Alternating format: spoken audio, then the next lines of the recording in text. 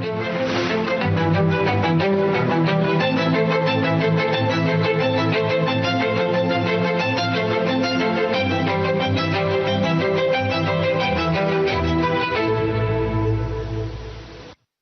प्यारे देशवासियों, नमस्कार।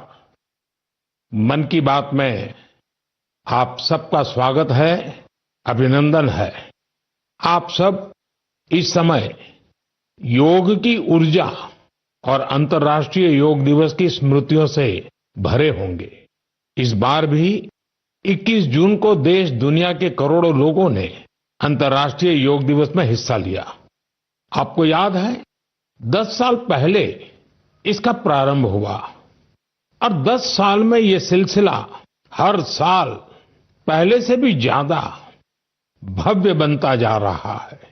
ये इस बात का भी संकेत है कि ज्यादा से ज्यादा लोग अपने दैनिक जीवन में योग को अपना रहे हैं। हमने इस बार योग दिवस की कितनी ही आकर्षक तस्वीरें देखी हैं। विशाखापत्तनम के समुद्र तट पर 3 लाख लोगों ने एक साथ योग किया। विशाखापत्तनम से ही एक और अद्भुत दृश्य सामने आया। 2000 से ज्यादा आदिवासी छात्रों ने 108 मिनट तक 108 सूर्य नमस्कार किए। सोचिए, कितना अनुशासन, कितना समर्पण रहा होगा। हमारे नौसेना के जहाजों पर भी योग की भव्य झलक दिखी। तेलंगाना में 3000 दिव्यांग साथियों ने एक साथ योग शिविर में भाग लिया। उन्होंने दिखाया कि योग किस तरह सशक्तिकरण का माध्यम भी है। दिल्ली के लोगों ने योग को स्वच्छ यमुना के संकल्प से जोड़ा और यमुना तट पर जाकर योग किया। जम्मू कश्मीर में चिनाब ब्रिज, जो दुनिया का सबसे ऊंचा रेलवे ब्रिज है, वहां भी लोगों ने योग किया। हिमालय की बर्फीली चोटियां और आईटीबीपी के जवान, वहां भी योग दिखा। साहस और साधना साथ साथ चले। गुजरात के लोगों ने भी एक नया इतिहास रचा। वडनगर में 2121 लोगों ने एक साथ भुजंगासन किया और नया रिकॉर्ड बना दिया। न्यूयॉर्क, लंदन, टोक्यो, पेरिस, दुनिया के हर बड़े शहर से योग की तस्वीरें आई और हर तस्वीर में एक बात खास रही: शांति, स्थिरता और संतुलन। इस बार की थीम भी बहुत विशेष थी, yoga for one earth one health, यानी एक पृथ्वी एक स्वास्थ्य। ये सिर्फ एक नारा नहीं है, एक दिशा है जो हमें वसुधैव कुटुंबकम का एहसास कराती है। मुझे विश्वास है इस बार के योग दिवस की भव्यता ज्यादा से ज्यादा लोगों को योग को अपनाने के लिए जरूर प्रेरित करेगी। मेरे प्यारे देशवासियों, जब कोई तीर्थ यात्रा पर निकलता है तो एक ही भाव सबसे पहले मन में आता है, चलो बुलावा आया है। यही भाव हमारे धार्मिक यात्राओं की आत्मा है। ये यात्राएं शरीर के अनुशासन का, मन की शुद्धि का, आपसी प्रेम और भाईचारे का, प्रभु से जुड़ने का माध्यम है। इनके अलावा इन यात्राओं का एक और बड़ा पक्ष होता है। ये धार्मिक यात्राएं सेवा के अवसरों का एक महाअनुष्ठान भी होती हैं। जब कोई भी यात्रा होती है तो जितने लोग यात्रा पर जाते हैं, उससे ज्यादा लोग तीर्थ यात्रियों की सेवा के काम में जुड़ते हैं। जगह जगह भंडारे और लंगर लगते हैं। लोग सड़कों के किनारे प्याऊ लगवाते हैं। सेवा भाव से ही मेडिकल कैंप और सुविधाओं की व्यवस्था की जाती है। कितने ही लोग अपने खर्च से तीर्थ यात्रियों के लिए धर्मशालाओं की और रहने की व्यवस्था करते हैं।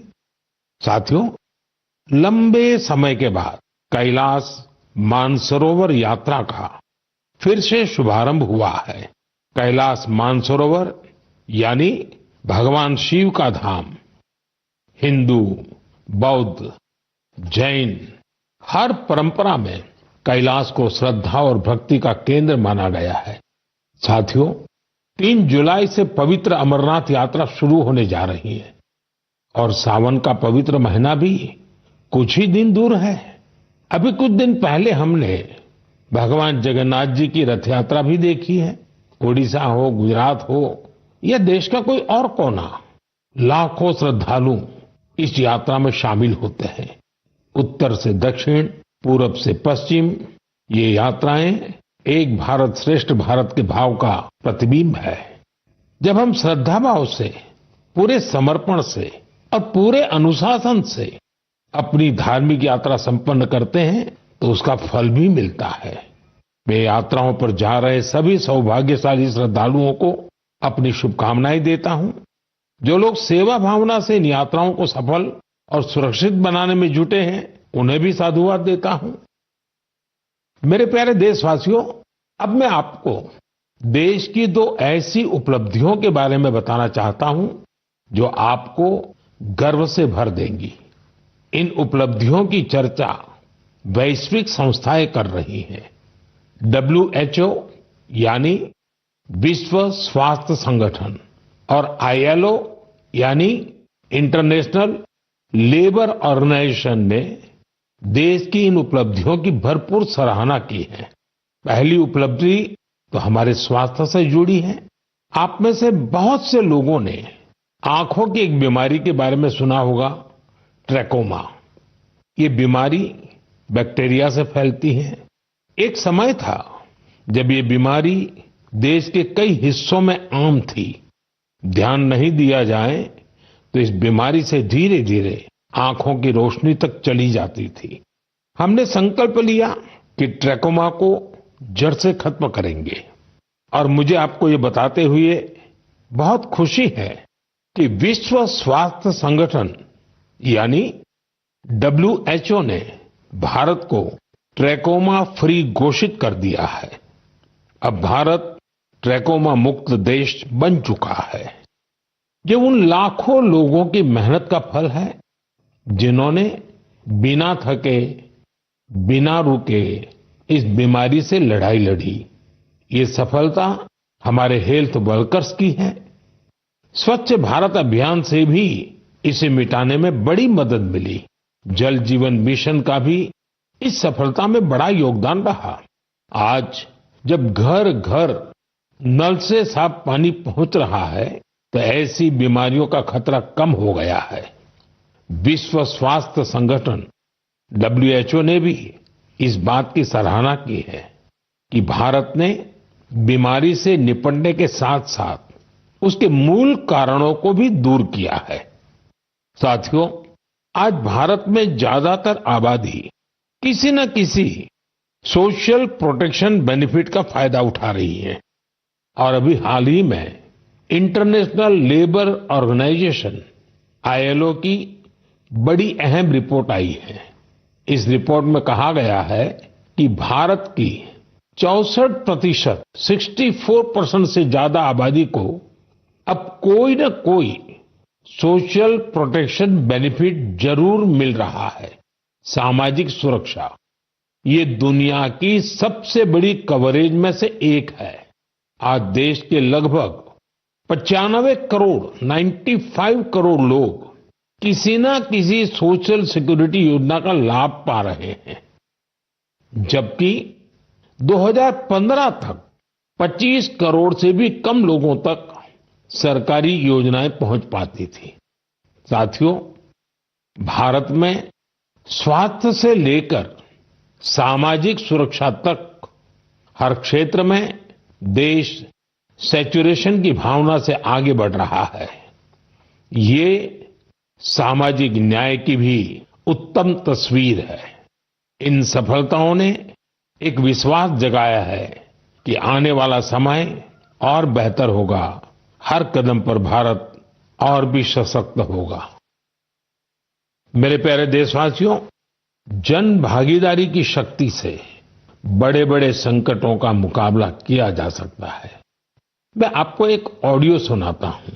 इस ऑडियो में आपको उस संकट की भयावहता का अंदाजा लगेगा।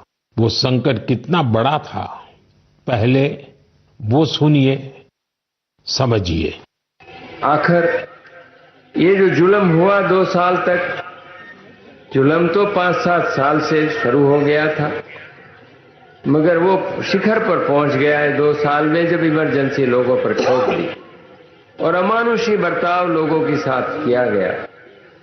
लोगों के स्वतंत्रता के हक छीन लिए गए, अखबारों को कोई स्वतंत्रता न रही, न्यायालय बिल्कुल निर्बल बना दिए गए और जिस ढंग से 1 लाख से ज्यादा लोगों को जेल में बंद कर दिए और फिर अपने मनमानी राज की ओर से होती रही, उसकी मिसाल दुनिया के इतिहास में भी मिलना मुश्किल है। साथियों, ये आवाज देश के पूर्व प्रधानमंत्री श्रीमान मोरारजी भाई देसाई की है। उन्होंने संक्षेप में लेकिन बहुत ही स्पष्ट तरीके से इमरजेंसी के बारे में बताया। आप कल्पना कर सकते हैं वो दौर कैसा था। इमरजेंसी लगाने वालों ने ना सिर्फ हमारे संविधान की हत्या की, बल्कि उनका इरादा न्यायपालिका को भी अपना गुलाम बनाए रखने का था। इस दौरान लोगों को बड़े पैमाने पर प्रताड़ित किया गया था। इसके ऐसे अनेक उदाहरण हैं जिन्हें कभी भी भुलाया नहीं जा सकता। जॉर्ज फर्नांडिस साहब को जंजीरों में बांधा गया था। अनेक लोगों को कठोर यातनाएं दी गई। मिसा के तहत किसी को भी ऐसे ही गिरफ्तार कर लिया जाता था। स्टूडेंट्स को भी परेशान किया गया। अभिव्यक्ति की आजादी का भी गला घोंट दिया गया। साथियों, उस दौर में जो हजारों लोग गिरफ्तार किए गए, उन पर ऐसे ही अमानवीय अत्याचार हुए। लेकिन ये भारत की जनता का सामर्थ्य है कि वो झुकी नहीं, टूटी नहीं और लोकतंत्र के साथ कोई समझौता उसने स्वीकार नहीं किया। आखिरकार जनता जनार्दन की जीत हुई। आपातकाल हटा लिया गया और आपातकाल थोपने वाले हार गए। बाबू जगजीवन राम जी ने इस बारे में बहुत ही सशक्त तरीके से अपनी बातें रखी थी। बहनों और भाइयों, पिछला चुनाव नहीं था, भारत की जनता का एक महान अभियान था। उस समय के परिस्थितियों को बदल देने का, तानाशाही के धारा को मोड़ देने का और भारत में प्रजातंत्र के बुनियाद को मजबूत कर देने का। अटल जी ने भी तब अपने ही अंदाज में जो कुछ कहा था, वो भी हमें जरूर सुनना चाहिए। बहनों और भाइयों, देश में जो कुछ हुआ उसे केवल चुनाव नहीं कह सकते। एक शांतिपूर्ण क्रांति हुई है। लोक शक्ति की लहर ने लोकतंत्र की हत्या करने वालों को इतिहास के कूड़ेदान में फेंक दिया है। साथियों, देश पर इमरजेंसी थोपे जाने के 50 वर्ष कुछ दिन पहले ही पूरे हुए हैं। हम देशवासियों ने संविधान हत्या दिवस मनाया है। हमें हमेशा उन सभी लोगों को याद करना चाहिए जिन्होंने इमरजेंसी का डटकर मुकाबला किया था। इससे हमें अपने संविधान को सशक्त बनाए रखने के लिए निरंतर सजग रहने की प्रेरणा मिलती है। मेरे प्यारे देशवासियों, आप एक तस्वीर की कल्पना कीजिए। सुबह की धूप पहाड़ियों को छू रही है। धीरे धीरे उजाला मैदानों की ओर बढ़ रहा है और उसी रोशनी के साथ बढ़ रही है फुटबॉल प्रेमियों की टोली। सीटी बजती है और कुछ ही पलों में मैदान तालियों और नारों से गूंज उठता है। हर पास, हर गोल के साथ लोगों का उत्साह बढ़ रहा है। आप सोच रहे होंगे कि कौन सी खूबसूरत दुनिया है। साथियों, ये तस्वीर असम के एक प्रमुख क्षेत्र बोडोलैंड की वास्तविकता है। बोडोलैंड आज अपने एक नए रूप के साथ देश के सामने खड़ा है।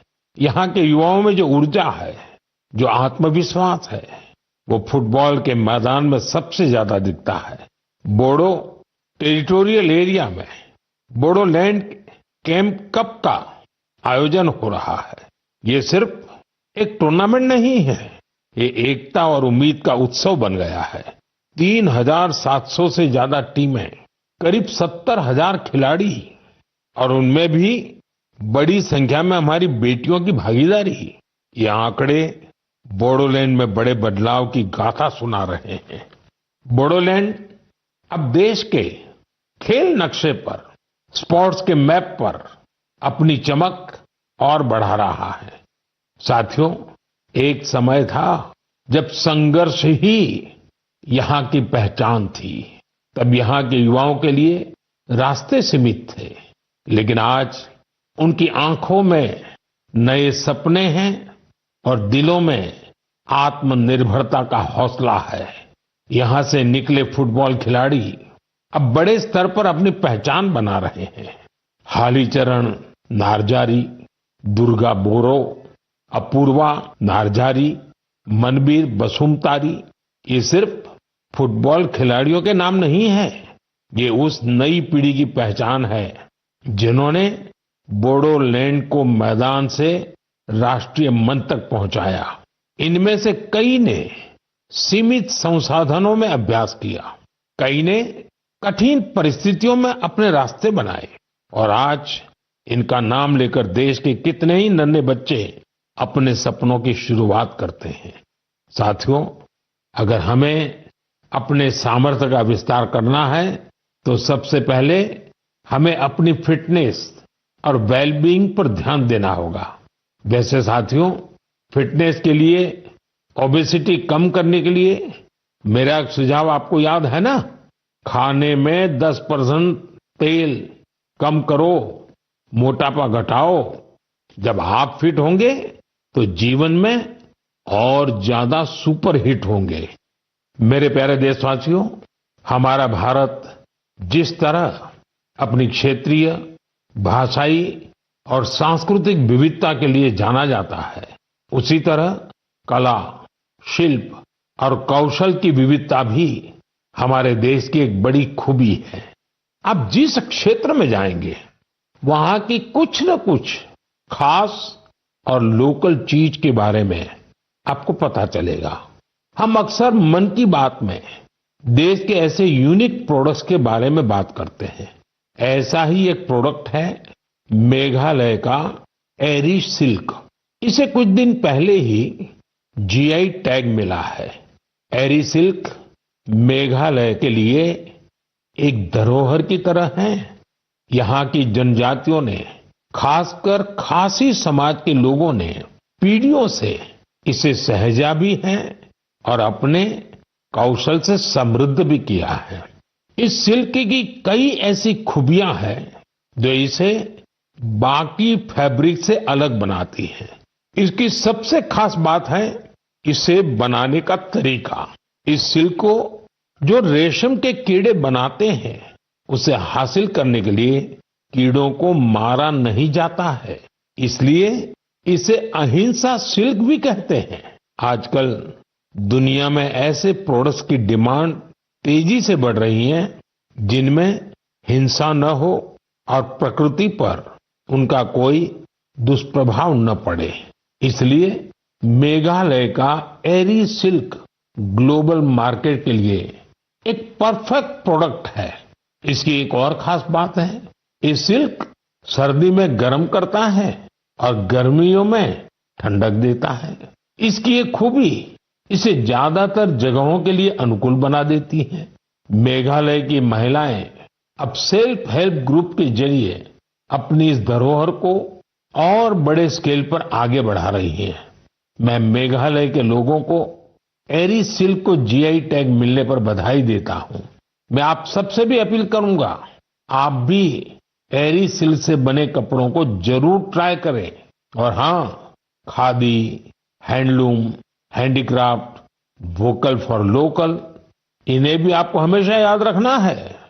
ग्राहक भारत में बने प्रोडक्ट ही खरीदें और व्यापारी भारत में बने प्रोडक्ट ही बेचें, तो आत्मनिर्भर भारत अभियान को नई ऊर्जा मिलेगी। मेरे प्यारे देशवासियों, विमेन लेड डेवलपमेंट का मंत्र भारत का नया भविष्य गढ़ने के लिए तैयार है। हमारी माताएं, बहनें, बेटियां आज सिर्फ अपने लिए ही नहीं बल्कि पूरे समाज के लिए नई दिशा बना रही हैं।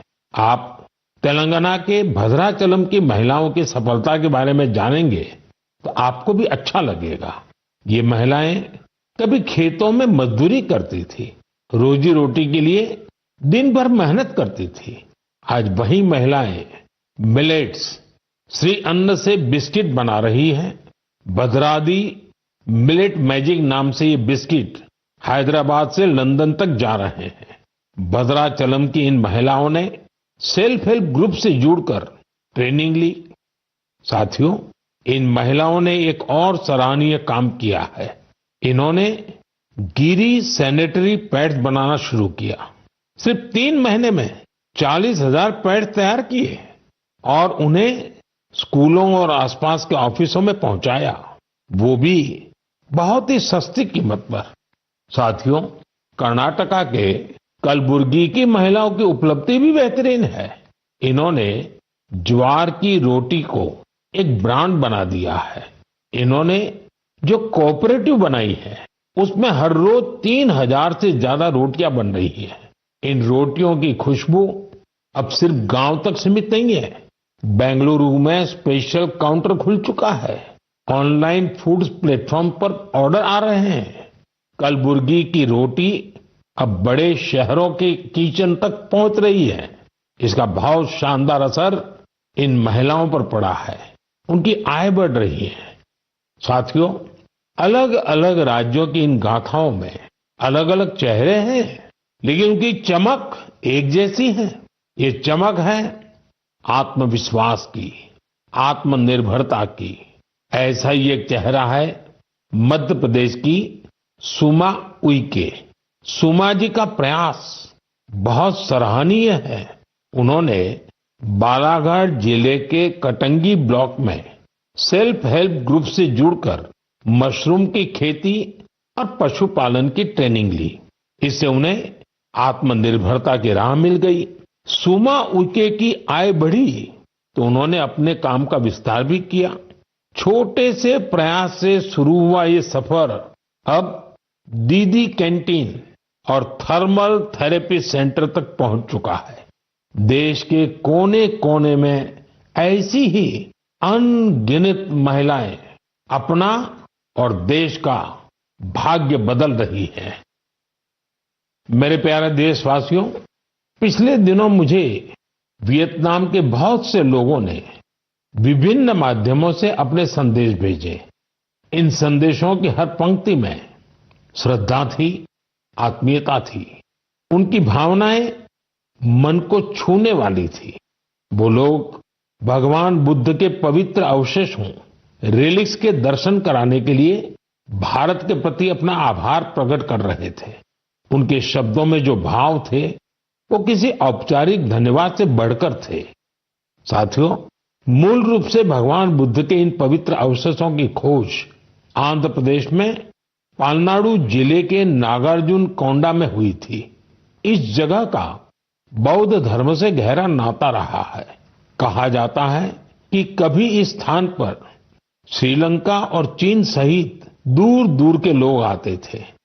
साथियों, पिछले महीने भगवान बुद्ध के इन पवित्र अवशेषों को भारत से वियतनाम ले जाया गया था। वहां के 9 अलग अलग स्थानों पर इन्हें जनता के दर्शन के लिए रखा गया। भारत की पहल एक तरह से वियतनाम के लिए राष्ट्रीय उत्सव बन गई। आप कल्पना कर सकते हैं, करीब 10 करोड़ लोगों की आबादी वाले वियतनाम में 1.5 करोड़ से ज्यादा लोगों ने भगवान बुद्ध के पवित्र अवशेषों के दर्शन किए। सोशल मीडिया पर जो तस्वीरें और वीडियो मैंने देखे, उन्होंने ये एहसास कराया कि श्रद्धा की कोई सीमा नहीं होती। बारिश हो, तेज धूप हो, लोग घंटों कतारों में खड़े रहे। बच्चे, बुजुर्ग, दिव्यांगजन सभी भाव विभोर थे। वियतनाम के राष्ट्रपति, उप प्रधानमंत्री, वरिष्ठ मंत्री, हर कोई नतमस्तक था। इस यात्रा के प्रति वहां के लोगों में सम्मान का भाव इतना गहरा था कि वियतनाम सरकार ने इसे 12 दिन के लिए और आगे बढ़ाने का आग्रह किया था और इसे भारत ने सहर्ष स्वीकार कर लिया। साथियों, भगवान बुद्ध के विचारों में वो शक्ति है जो देशों, संस्कृतियों और लोगों को एक सूत्र में बांधती है। इससे पहले भगवान बुद्ध के पवित्र अवशेष थाईलैंड और मंगोलिया ले जाए गए थे और वहां भी श्रद्धा का यही भाव देखा गया। मेरा आप सभी से भी आग्रह है कि अपने राज्य के बौद्ध स्थलों की यात्रा अवश्य करें। एक आध्यात्मिक अनुभव होगा, साथ ही हमारी सांस्कृतिक विरासत से जुड़ने का एक सुंदर अवसर भी बनेगा। मेरे प्यारे देशवासियों, इस महीने हम सब ने विश्व पर्यावरण दिवस मनाया। मुझे आपके हजारों संदेश मिले। कई लोगों ने अपने आसपास के उन साथियों के बारे में बताया जो अकेले ही पर्यावरण बचाने के लिए निकल पड़े थे और फिर उनके साथ पूरा समाज जुड़ गया। सबका यही योगदान हमारी धरती के लिए बड़ी ताकत बन रहा है। पुणे के श्री रमेश खरमाने जी, उनके कार्यों को जानकर आपको बहुत प्रेरणा मिलेगी। जब हफ्ते के अंत में लोग आराम करते हैं तो रमेश जी और उनका परिवार कुदाल और फावड़ा लेकर निकल पड़ते हैं। जानते हैं कहां? जुन्नर की पहाड़ियों की ओर। धूप हो या ऊंची चढ़ाई, उनके कदम रुकते नहीं। वो झाड़ियां साफ करते हैं, पानी रोकने के लिए ट्रेंच खोदते हैं और बीज बोते हैं। उन्होंने सिर्फ 2 महीनों में 70 ट्रेंच बना डाले। रमेश जी ने कई सारे छोटे तालाब बनाए हैं, सैकड़ों पेड़ लगाए हैं। वो एक ऑक्सीजन पार्क भी बनवा रहे हैं। नतीजा ये हुआ कि यहां अब पक्षी लौटने लगे हैं, वन्य जीवन को नई सांसें मिल रही हैं। साथियों, पर्यावरण के लिए एक और सुंदर पहल देखने को मिली है गुजरात के अहमदाबाद शहर में। यहां नगर निगम ने मिशन फॉर मिलियन ट्रीज अभियान शुरू किया है। लक्ष्य है लाखों पेड़ लगाना। इस अभियान की एक खास बात है सिंदूर वन। यह वन ऑपरेशन सिंदूर के वीरों को समर्पित है। सिंदूर के पौधे उन बहादुरों की याद में लगाए जा रहे हैं जिन्होंने देश के लिए सब कुछ समर्पित कर दिया। यहां एक और अभियान को नई गति दी जा रही है, एक पेड़ मां के नाम। इस अभियान के तहत देश में करोड़ों पेड़ लगाए जा चुके हैं। आप भी अपने आपके गांव या शहर में चल रहे ऐसे अभियान में जरूर हिस्सा लीजिए।